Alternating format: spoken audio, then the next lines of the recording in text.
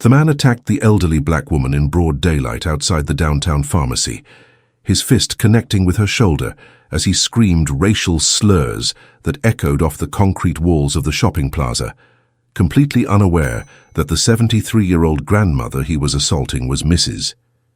Althea Morrison, the anonymous millionaire philanthropist who had quietly paid for his daughter's life-saving cancer treatments, covered his family's mortgage during his unemployment, and funded his son's college education through scholarships he had never known existed. Mrs. Morrison, dignified even as she stumbled backward from the unexpected blow, maintained her composure despite the shock and pain radiating through her aging body. The attack had come without warning. As she exited the pharmacy where she had been picking up medications for the community health clinic she funded anonymously, her simple cloth shopping bag containing prescriptions for elderly patients who couldn't afford their medications without her silent assistance. The attacker, 34-year-old Derek Thompson, was caught up in a rage that had been building throughout a day filled with frustrations he couldn't articulate and anger he couldn't properly direct.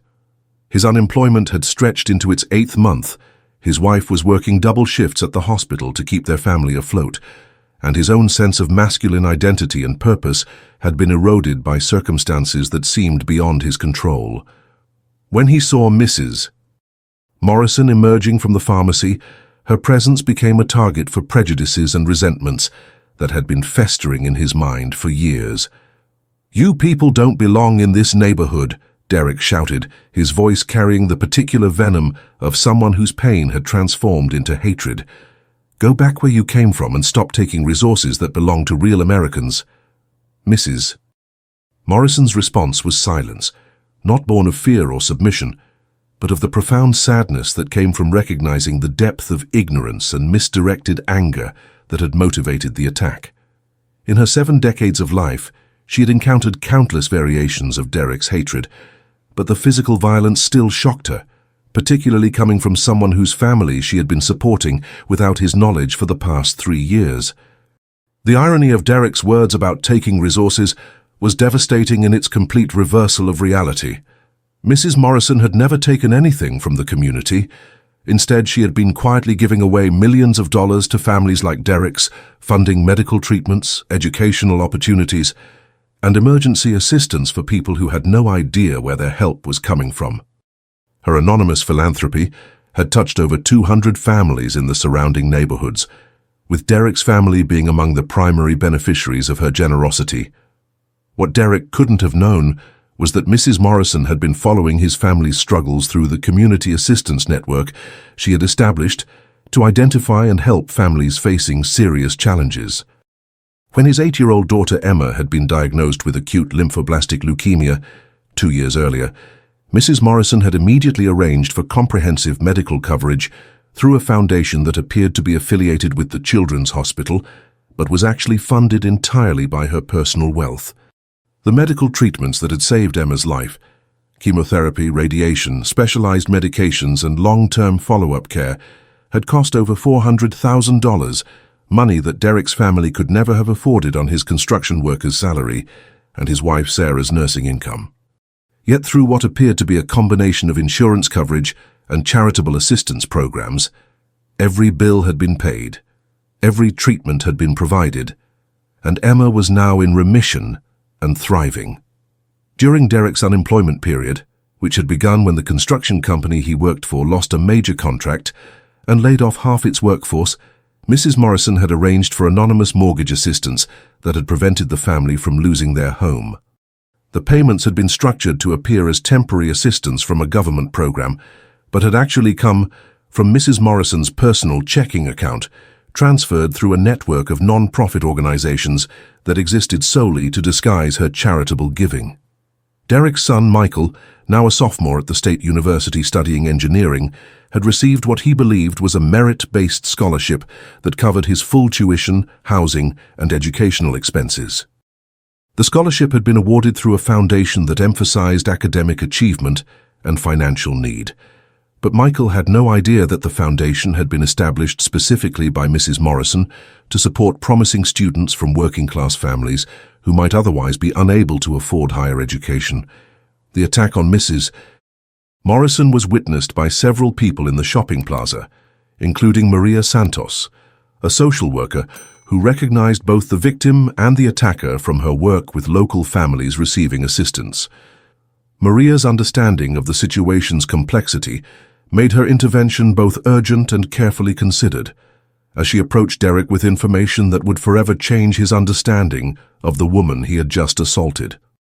"Derek Thompson," Maria said, her voice carrying the authority of someone accustomed to managing crisis situations, "step away from Mrs. Morrison right now and let me explain to you exactly who you just attacked."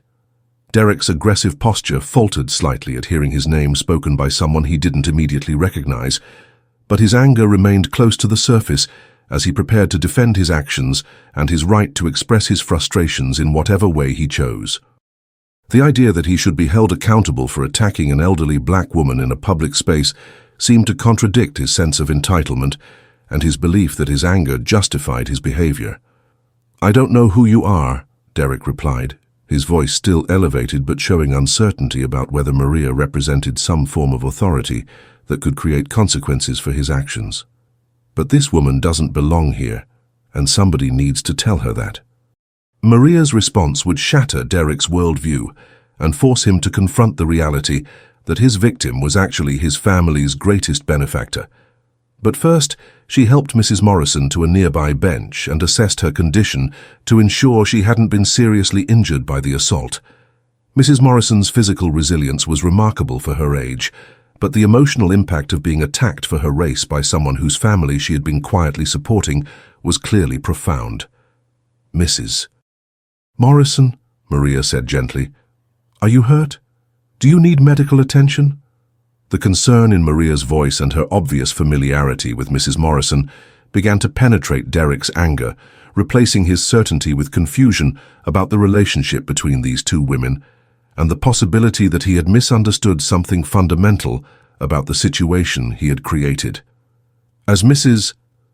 Morrison sat on the bench, gently massaging her shoulder where Derek's blow had landed, Maria Santos began the conversation that would transform Derek Thompson's understanding of everything he thought he knew about his family's survival over the past 3 years. Maria had been working as a community liaison for the Morrison Foundation, the philanthropic organization that Mrs. Morrison had established to coordinate her anonymous giving, and had personal knowledge of every family that had been assisted, every crisis that had been addressed, and every life that had been quietly transformed through Mrs. Morrison's generosity. "Derek," Maria said, her voice carrying the weight of someone about to deliver life-changing information, "the woman you just attacked is Mrs. Althea Morrison. She's the founder of the Morrison Foundation, and for the past 3 years, she has been personally funding your daughter's cancer treatments, your family's mortgage payments, and your son's college education. Every dollar that has kept your family housed, healthy, and hopeful has come from her personal wealth." The words hit Derek like a physical blow, more devastating than any punch could have been. His mind struggled to process information that contradicted everything he had believed about his family's circumstances and his own understanding of where their assistance had originated. The government programs, the charitable foundations, the scholarships and medical coverage that had seemed like bureaucratic miracles, all of it had actually been the work of the elderly black woman he had just assaulted on a public sidewalk. "That's impossible," Derek said, his voice dropping to a whisper as the magnitude of Maria's statement began to penetrate his consciousness. "Emma's treatments came through the Children's Hospital Foundation. The mortgage assistance was a federal program. Michael's scholarship was merit-based from the state university. None of that had anything to do with her." Maria pulled out her phone and showed Derek photographs and documentation that had been taken during the family assistance process, images that showed Mrs. Morrison at the hospital during Emma's treatment planning meetings, at the scholarship award ceremony where Michael had received his educational funding, and at community meetings where family assistance programs had been discussed and implemented. In every photograph, Mrs. Morrison was present but unobtrusive, observing and facilitating help for families who never knew she was there. "Mrs. Morrison doesn't give help the way most wealthy people do," Maria explained, her voice carrying deep respect for the woman who had made her social work career both possible and meaningful. She doesn't want recognition or gratitude. She doesn't create dependency or obligation. She just identifies families who are struggling through no fault of their own, and she quietly provides whatever assistance will help them get back on their feet and build stable futures. Derek's legs gave way, and he sank onto a nearby bench, his head in his hands as the full scope of his family's debt to Mrs. Morrison became clear. Every night that his daughter had slept safely in her own bed instead of being homeless, every medical appointment that had saved her life, every semester that his son had been able to continue his education, all of it had been made possible by the woman he had just attacked for the color of her skin. The Morrison Foundation's approach to charitable giving was unlike anything Derek had ever encountered or imagined. Mrs. Morrison had inherited substantial wealth from her late husband's successful medical practice, but rather than using that wealth for personal luxury or traditional philanthropy that bore her name, she had developed a comprehensive system for identifying and assisting families facing temporary crises that threatened their long-term stability. Working with social workers like Maria, local hospitals, school systems, and community organizations, Mrs. Morrison had created a network that could quickly identify families whose struggles were temporary rather than chronic, whose circumstances reflected economic challenges rather than personal failures, and whose children showed promise that could be fostered through appropriate support. Derek's family had fit those criteria perfectly when Emma's cancer diagnosis had threatened both their financial security and their daughter's life. If this story is touching your heart, tell us in the comments where you're watching from, and if you're not subscribed yet, now's the time. The medical assistance that had saved Emma's life had been coordinated through Mrs. Morrison's direct relationships with pediatric oncology specialists and pharmaceutical companies, allowing her to arrange for cutting-edge treatments that would have been financially impossible for Derek's insurance to cover. Mrs. Morrison had attended every major treatment planning meeting, not as a family member, but as a foundation representative ensuring that Emma received the best possible care regardless of cost. During Derek's unemployment period, Mrs. Morrison had worked with local banks and housing assistance programs to create a mortgage support system that preserved the family's dignity while preventing foreclosure. The assistance had been structured to appear as temporary government aid, but had actually been funded entirely through Mrs. Morrison's personal resources, administered through non-profit organizations that existed solely to disguise her involvement. Michael's scholarship had been the result of Mrs. Morrison's recognition that Derek's son had both the academic ability and the family circumstances that would make higher education transformational for the entire family. The scholarship program had been designed to support students whose parents worked in manual labor or service industries, whose families had faced medical or economic crises, and whose success in college could break generational cycles of financial instability. Derek, Maria continued, Mrs. Morrison has been to every one of Emma's major medical appointments. She was in the hospital waiting room during your daughter's surgery. She celebrated when the doctors announced that the cancer was in remission. She's probably more invested in your family's well-being than you realize, and she's never asked for anything in return except the knowledge that her help was making a difference. Derek looked up at Mrs. Morrison, who was sitting quietly on the bench, her dignity intact, despite the assault and the revelation that was unfolding around her. Her expression showed no anger or resentment, only the profound sadness of someone who had devoted her life to helping others, only to be attacked by someone whose family she had literally saved. Mrs. Morrison, Derek said, his voice breaking as he struggled to find words adequate to the situation. I don't understand. Why? Why would you help us? We never asked for help. We didn't even know you existed. And I just attacked you for no reason except...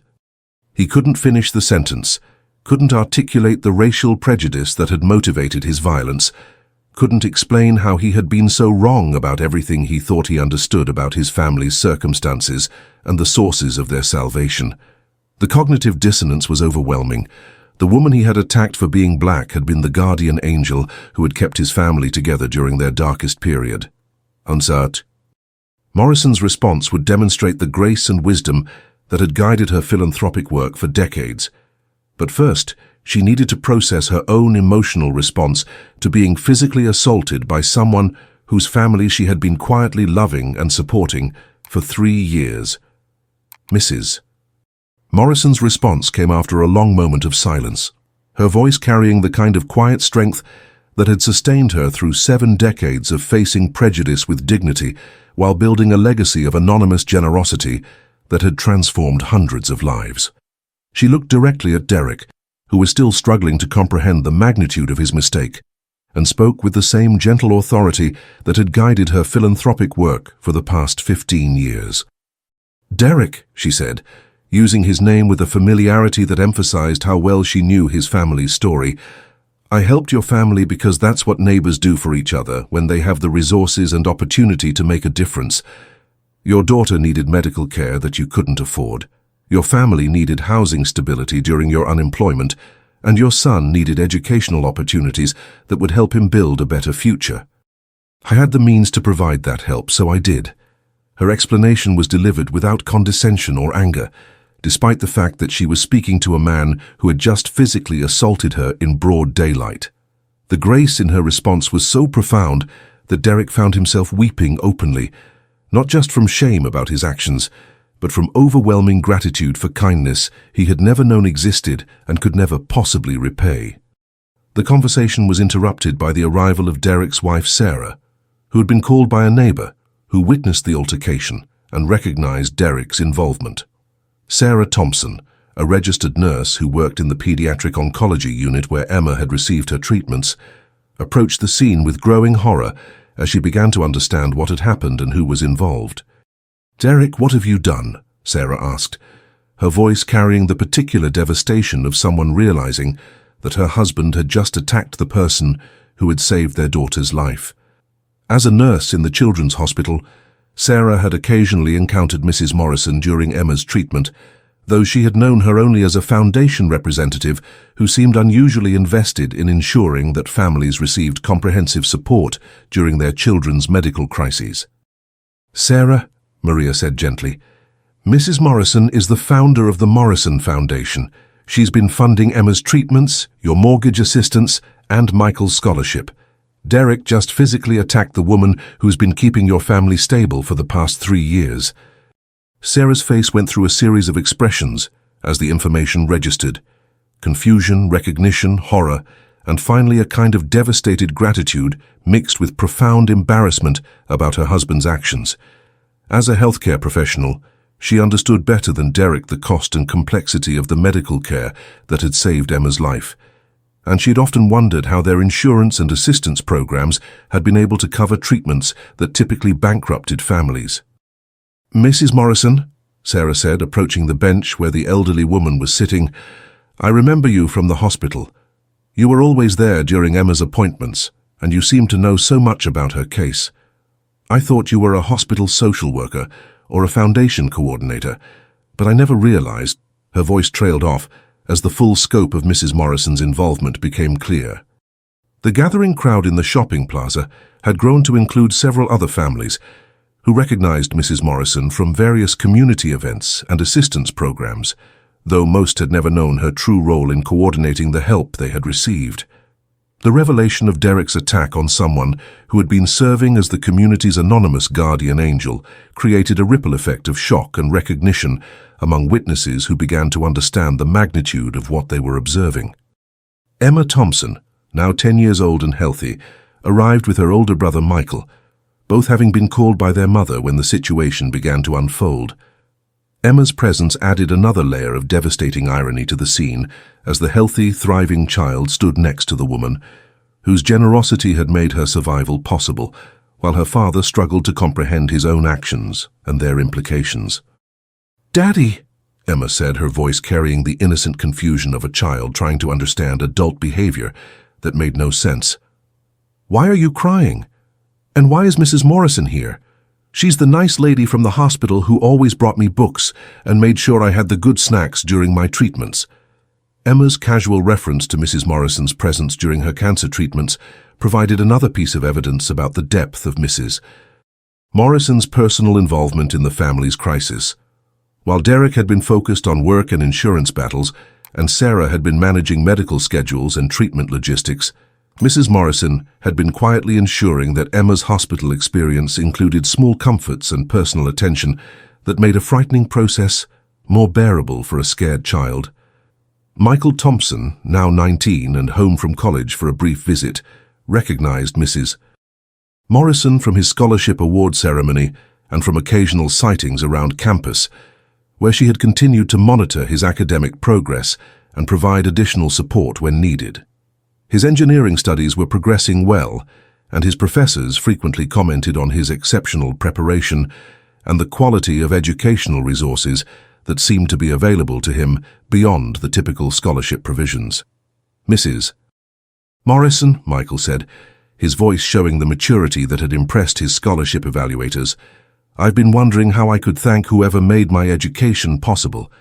I never imagined that the person I needed to thank was standing right here, and that my father had just—" He couldn't complete the sentence, couldn't articulate the horror of realizing that his father had physically attacked the woman who had transformed their family's entire future. Derek's emotional breakdown intensified as his children's innocent recognition of Mrs. Morrison's kindness contrasted sharply with his own violent prejudice and ignorance. The woman he had attacked for racial reasons had been more present in his children's lives than he had realized, more invested in their well-being than their own extended family, and more responsible for their survival and success than any government program or insurance policy. "Mrs. Morrison," Derek said, his voice barely audible through his tears, how does someone apologize for something like this? You saved my daughter's life. You kept us from losing our house. You're paying for my son's education. And I attacked you because I'm ignorant and angry, and I blamed you for problems that had nothing to do with you. Mrs.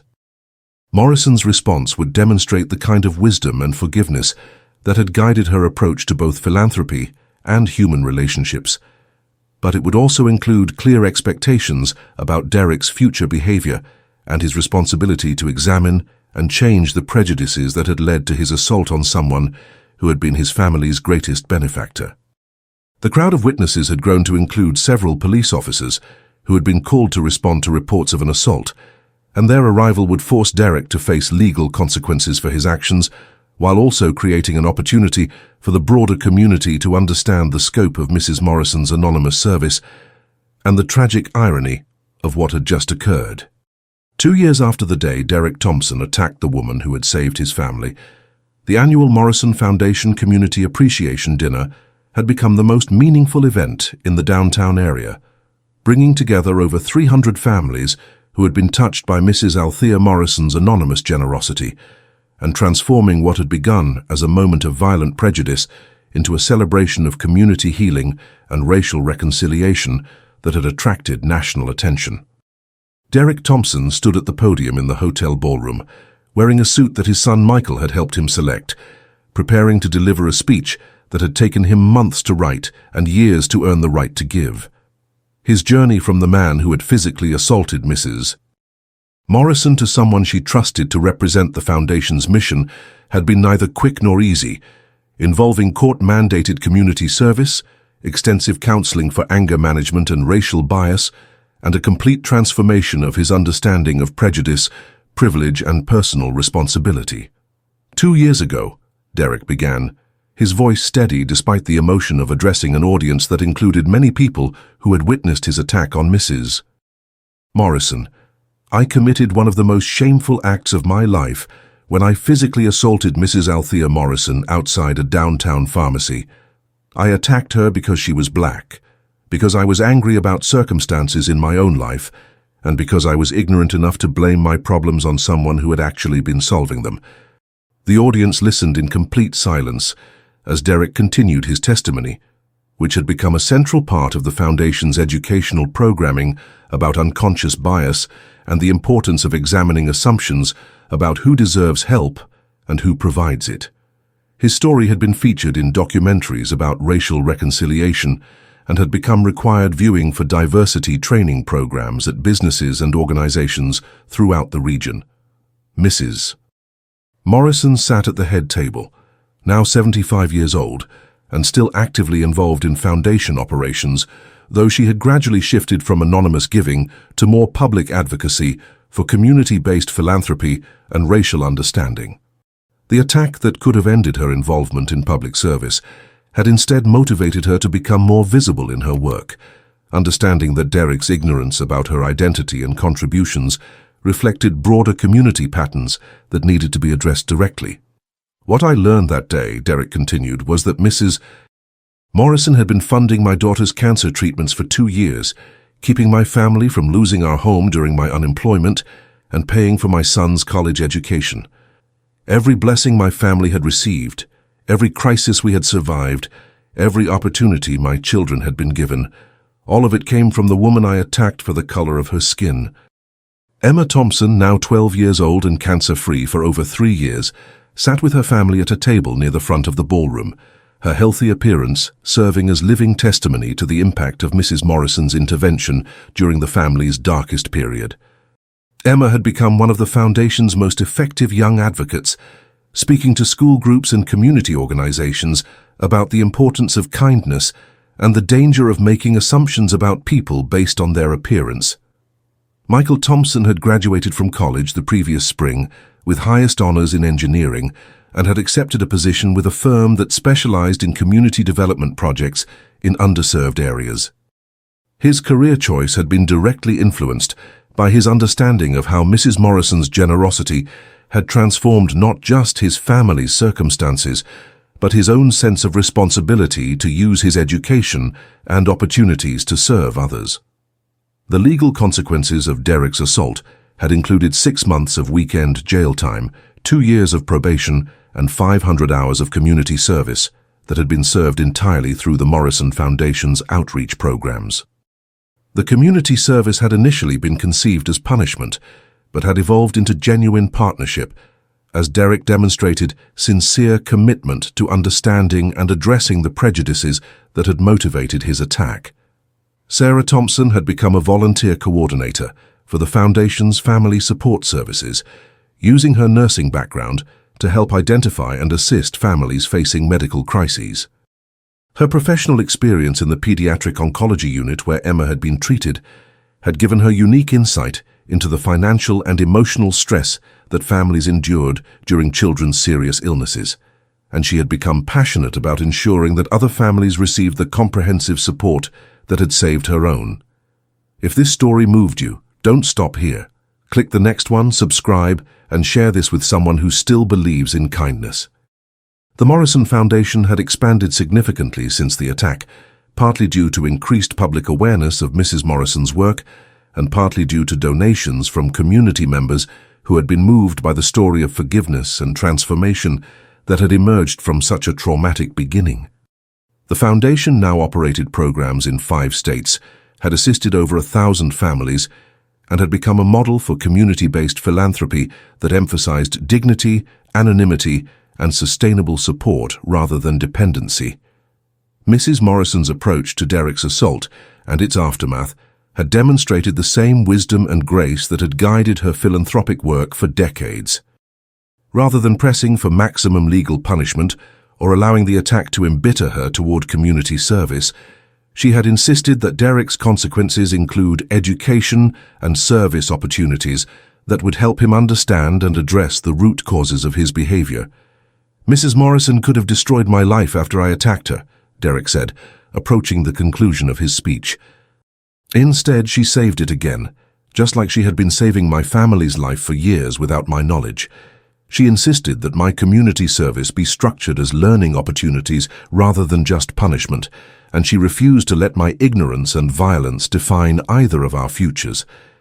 The transformation that had occurred in Derek's family had extended throughout their neighborhood and social circles, creating ripple effects of understanding and changed behavior that had influenced dozens of other families and individuals. Derek's willingness to speak publicly about his prejudices and his journey toward understanding had made him an effective advocate for racial reconciliation and community healing.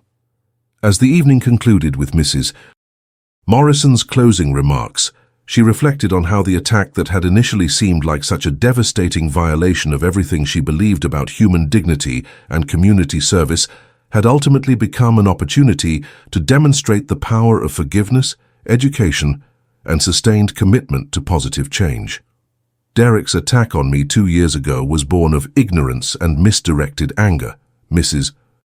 Morrison said, but our response to that attack has become a testament to the possibility of transformation and healing when people are willing to examine their assumptions, acknowledge their mistakes, and commit to doing better.